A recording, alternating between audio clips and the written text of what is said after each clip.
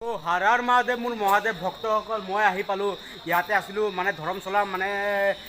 শ্ৰীনগৰ পোৱাৰ আগতে মানে 20 কিলোমিটাৰ ইয়াৰ পৰা আছে 20 কিলোমিটাৰ দেৱপ্ৰয়াগ তো সংগমৰ এইপিনে আছোঁ আমি ধৰিব গ'লে তো চাব পাৰে এখন মানে আমাৰ দাদা বৈশিষ্ট্য মন্দিৰৰ পৰা আহিছে গুৱাহাটী বৈশিষ্ট্য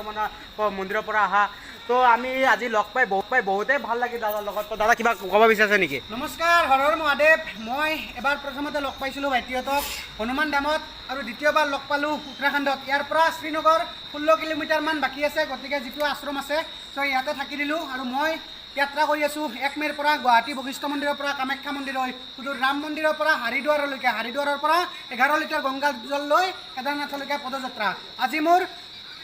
53 নম্বৰ দিন গতিকে হৰ হৰ মহাদেৱ জয় শ্ৰীৰাম জয় শ্ৰী কেদাৰ জয় আই অসম তো দাদাক লগ পাই বহুতেই ভাল লাগিল তো চাব পাৰে বেনাৰখন তো